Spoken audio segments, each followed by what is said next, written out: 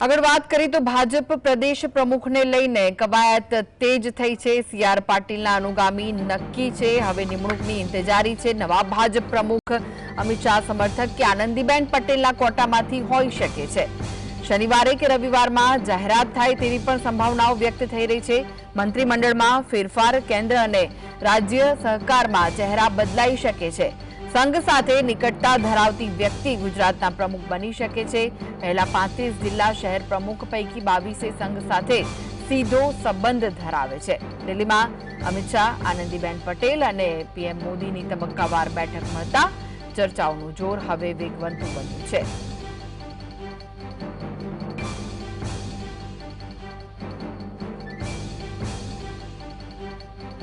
નવા ગુજરાત ભાજપ પ્રમુખ શનિ રવિવારમાં તેમની જાહેરાત થવાની સંભાવના છે। સીઆર પાટીલના અનુગામી નક્કી, હવે નિમણૂકની ઇંતજારી છે।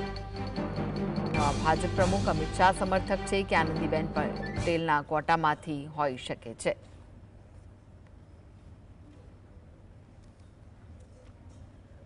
તો આ વિશે વધુ માહિતી માટે જોડાઈ ગયા છે સ્ટુડિયોથી સહયોગી અનિલ પટેલ।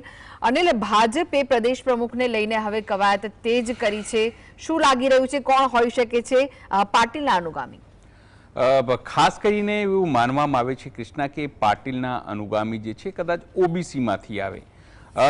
ઓબીસીમાં અનેક નેતાઓ અત્યારે છે અને ખાસ કરીને જે રીતે જાતિગત જનગણના અને ઓબીસી, કારણ કે 2024ની ચૂંટણીમાં એવું માનવામાં આવે છે કે જે ઓબીસી છે એણે ભાજપનું સમર્થન કર્યું, પરિણામે એ વાત 240 સુધીની જે લોકસભાની સીટ જે છે તે પહોંચી છે। ગુજરાતની તમને વાત કરીએ તો તમામ સેક્ટરમાંથી, તમામ જાતિગત જે સેક્ટર છે એમાંથી ભાજપને વોટ મળતા રહ્યા છે અને આ વખતે જે રીતે બમ્પર જીત ભાજપે 2022ની વિધાનસભામાં મેળવી, હવે એને કન્ટિન્યુ રાખવાની એક જવાબદારી છે। કારણ કે જે પ્રદેશ પ્રમુખ આવશે એને 2027ની ચૂંટણી જે છે એ કન્ડક્ટ કરાવવું પડશે। એ પહેલાં જે પેટા ચૂંટણીઓ આવશે, એ પહેલાં ગ્રામ પંચાયતોની ચૂંટણી આવશે, એ પહેલાં મહાનગરપાલિકાઓની ચૂંટણી આવે છે, એ તમામ બાબતોને એના માથે કન્ડક્ટ કરાવવાની જવાબદારી છે। એટલે પાટીલના અનુગામી કમસે કમ પાટીલના જેવા જ હોય, કમસે કમ એને રિઝલ્ટ એવા આપે। એ સિવાય તમે જુઓ કે જે રીતે સ્વયં ભારતીય જનતા પાર્ટીમાં અલગ અલગ જગ્યાએ જે વિવાદો થયા, એ વડોદરાની તમે વાત કરીએ, એ તમે રાજકોટ જતા રહો, તમે હાલમાં જે બોટાદમાં એક જગ્યાએ એક ભાજપના પદાધિકારીએ ખાલી સંજય જોશીને માત્ર એને જન્મદિનની જે પાઠવી શુભેચ્છા તો એને સસ્પેન્ડ કરી દેવામાં, પાછળથી હટાવવામાં આવ્યા। અલગ અલગ જિલ્લાઓમાં અલગ અલગ વિવાદો છે તે હવે સપાટી ઉપર આવી રહ્યા છે। એટલે જે પણ વ્યક્તિ આવશે એ એવો વ્યક્તિની છે કે કમસે કમ આ વિવાદોને, આ આંતરિક ઝઘડાઓને સરકાર અને સંગઠન વચ્ચે યોગ્ય તાલમેલને એ તમામને એ જે છે એ યોગ્ય રૂપ આપી શકે અને તમામ સંગઠનને સાથે રાખી શકે। કારણ કે 2027ની ચૂંટણીની સામે અનેક પ્રકારના પડકારો હશે। કારણ કે શંકરસિંહ વાઘેલા પોતાની અલગ બેઠકો કરી રહ્યા છે, આમ આદમી પાર્ટી છે એ પણ સક્રિય થશે, રાહુલ ગાંધીની સક્રિયતા જે રીતે ગુજરાતમાં વધી છે તેને લઈને પણ પાર્ટી ચિંતા છે। અને આજે જ જે સીઆર પાટીલે નિવેદન આપવું પડ્યું છે કે રાહુલ ગાંધી 2 દિવસ આવ્યા પણ 2 દિવસથી તેમને ફેર પડતો નથી। સવાલ એ છે કે હવે આરએસએસ જે છે એ પણ દબાણ કરી રહી છે કે જ્યાં મહત્વના જે હોદ્દાઓ છે એ આરએસએસ જે છે એના લોકોને રાખો, જેથી સંગઠનને મજબૂત રાખી શકાય અને આરએસએસના કબજામાં રાખી શકાય। તમને ખ્યાલ હશે કે અત્યારે બીજેપીની રાષ્ટ્રીય જે પદાધિકારીઓ છે એમાં પણ જેપી નડ્ડા જ અત્યારે એને એક્સટેન્શન આપવામાં આવ્યું છે, કોઈ નવો ચહેરો એમની પાસે આવતો નથી। એટલે જે મઠાગાંઠ છે સીધી રીતે કહીએ તો એ આરએસએસ અને જે રીતે ભારતીય જનતા પાર્ટીની અંદર અત્યારે રચાઈ છે, એમ કહીએ ડેડ એન્ડ જેવી સ્થિતિ છે, કોને રાષ્ટ્રીય પ્રમુખ બનાવવું। એટલે વાત એ છે કે કયું ફેક્ટર કામ કરશે, અમિત શાહ જૂથનું, આનંદીબેન પટેલ જૂથનું, કે પછી સંઘ સાથે જેનો ઘરોબો હશે તે? સ્વાભાવિક છે। ગુજરાતની તમને વાત કરું હું તો ગુજરાતમાં અત્યાર સુધી શહેર અને ગ્રામ્ય વિસ્તારમાં 35થી વધુ હોદ્દેદારોની નિમણૂક થઈ। લગભગ 22 લોકો એવા છે, એટલે 60-65% લોકો એવા છે જે લોકો સંઘ સાથે ઘરોબો દાખવે છે। 2024ની ચૂંટણી પછી સંઘનો પ્રભાવ વધ્યો છે અને લાગે છે, કારણ કે માનવામાં આવે છે કે જો અમિત શાહ હોય કે પછી પીએમ મોદી હોય કે પછી આનંદીબેન પટેલ હોય, હંમેશાથી ગુજરાત ઉપર પ્રભુત્વની વાત આવે તો અમિત શાહ અને આનંદીબેન પટેલ કયો જૂથ મજબૂત થશે તેને લઈને તમામ પ્રકારની અટકળો ચાલતી હોય છે. માનવામાં આવે છે કે અમિત શાહ જૂથ અત્યારે મજબૂત છે. અમિત શાહ જૂથ જેના ઉપર હાથ મૂકશે અથવા તો જે એના વિશ્વસ્ત હશે, નજીક હશે, એને મોકો આપવામાં આવશે.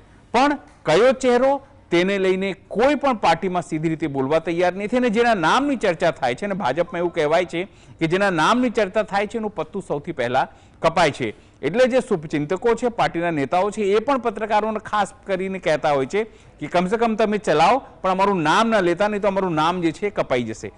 પણ ઓબીસી ચહેરો માનવામાં આવે છે, ઓબીસી સંઘની સાથે જોડાયેલા હોવા જોઈએ, એ સિવાય ક્ષત્રિય ચહેરો છે એ પણ માનવામાં આવે છે. કારણ કે જો તમારી પાસે સીએમ પાટીદાર હોય તો સ્વાભાવિક છે તમારે કોઈ અન્ય જ્ઞાતિનો વ્યક્તિ જે છે એ પ્રદેશ અધ્યક્ષ બનાવવું પડે. અને કઈ બાબતો પર ભાર મૂકવામાં આવ્યો હશે જ્યારે નામ નક્કી થયું, કઈ બાબતોને ધ્યાનમાં રાખવામાં આવી હશે? કારણ કે નામ તો નક્કી થઈ ગયું લાગે છે અને એટલે જ શનિ રવિની વાત આવી રહી છે કે ત્યારે ડિક્લેર થઈ શકે છે. 2-3 વસ્તુઓ હંમેશા પાર્ટીની અંદર, કારણ કે મેં ભાજપને બહુ નજીકથી 14-15 વર્ષ સુધી કવર કર્યું છે કૃષ્ણા. સામાન્ય રીતે એક વફાદારી હોય પાર્ટી સાથે અને કેન્દ્ર સાથે અને જે અધિકારીઓ સાથે તાલમેલ ગોઠવી શકે. સૌથી વધારે જો સફળ અત્યાર સુધી તમે જુઓ ભાજપની અંદર તો CR પાટીલ સિવાય, ઇલેક્શનની દ્રષ્ટિએ હું તમને વાત કરું, CR પાટીલ સિવાય કોઈ બીજો અધ્યક્ષ થયો નથી. એ સમય દરમિયાન પાર્ટી અને ભાજપે અહીંયા અનેક પ્રકારના ઝંઝાવાતો જોયા, હજુરિયા પણ જોયા, અનેક પ્રકારની વસ્તુઓ અહીંયા જોઈ છે. કેશુભાઈ પટેલથી લઈને અત્યાર સુધી ભૂપેન્દ્રભાઈ પટેલ સુધી તમામ વસ્તુ જોઈ. પણ અનેક પ્રકારના અધ્યક્ષો રહ્યા, કાશીરામ રાણા જેવા લોકો છે એ પણ અધ્યક્ષ રહ્યા પાર્ટીના, પરસોત્તમ રૂપાલા પણ રહ્યા છે, RC ફળદુ પણ રહ્યા છે. તમામ લોકોને આપણે જોયા છે. હંમેશા કેટેગરી, જો જ્યાર સુધી અમિત શાહ અને નરેન્દ્ર મોદીનો પડછાયો ગુજરાત ઉપર છે ત્યાં સુધી કોઈને પણ તમે બનાવી શકો છો જે એ લોકોને અનુકૂળ હોય. હું તમને એવું નહીં કહું કે આ જ જ્ઞાતિ ફેક્ટર કામ કરશે, કારણ કે ગુજરાત ભાજપ કેવું છે, તમે બિગ બોસ જોયું છે ને, કોઈની પણ વાઇલ્ડ કાર્ડ એન્ટ્રી થઈ શકે છે. તમે એક્સપેક્ટ નહીં કરો એવાને પણ બનાવી શકાય છે. કારણ કે અમે તો જોયું છે જીતુ વાઘાણી જેવા લોકોને પણ અહીંયા પ્રદેશ અધ્યક્ષ બનાવીને પાર્ટીએ કામ લીધું છે. તેઓ સફળ રહ્યા ન રહ્યા એ સમયના લોકો સાથે તમે ચર્ચા કરશો તો તેઓ કહેશે. અત્યારે પણ તમને એ કહું કે કોઈ માપદંડ નથી ગુજરાત ભાજપની, હું તમને વાત કરું તો કોઈને પણ બનાવીને ઉપરથી જે બે હાઈકમાન્ડ છે એ બનાવી શકે છે. છતાં અનેક નામોના કયાસો છે કે કોઈ ક્ષત્રિય નામની એક ચર્ચા પણ છેલ્લા કેટલા સમયથી ચાલી રહી છે કે એને બનાવી શકાય છે, કારણ કે ક્ષત્રિયો વચ્ચે બહુ નારાજ હતા. પછી વાત આવી કે ઓબીસીમાંથી કોઈને પણ બનાવી શકાય છે, કારણ કે હવે ક્ષત્રિય વોટ બેંક કે બીજું કોઈ વોટ બેંક જે છે, દલિત વોટ બેંક છે, જો એ કદાચ અલગ થાય અથવા તો કાલ ઉઠીને અલગ પ્રકારના વકફ બોર્ડની વાતો કરીએ કે પછી UCC આવી રહ્યું છે એને લઈને કોઈ વાતો કરીએ તો કોઈ અલગ પ્રકારની વસ્તુઓ થાય કે એ માપદંડો પ્રમાણે જો એ વોટ બેંક અલગ થાય તો કોને લાવી શકાય છે, એ પ્રકાર જે છે ચર્ચાઓ છે. પણ એટલી વાત જરૂર છે કે ગુજરાત હંમેશા નરેન્દ્ર મોદી અને અમિત શાહ માટે ખૂબ જ ઇમ્પોર્ટન્ટ છે. એટલે એવા વ્યક્તિને લાવશે કે જે આગામી દિવસોમાં જે પડકારો આવવાના છે, કારણ કે જ્યારે તમારી પાસે વિધાનસભા ઇલેક્શન આવશે તો લોકલ ખેડૂતોના બી પ્રશ્નો આવશે, યુવાઓના પણ પ્રશ્નો આવશે, તમામ પ્રકારની જે માંગણીઓ છે એ પણ આવશે. તો એ સરકાર અને સંગઠન સાથે મળીને કેન્દ્રની યોજનાઓને, રાજ્ય સરકારની જે કામો છે એને લોકો સુધી જઈ શકે, સરકારના પક્ષમાં માહોલ બનાવી શકે એવા વ્યક્તિઓની જે નિમણૂક છે એ થવાની સંભાવના છે. છતાં ઓરા નરેન્દ્ર મોદી અને અમિત શાહ અને એના ઉપર હંમેશાથી રહેશે. જી, આભાર અનિલ સમગ્ર માહિતી આપવા માટે.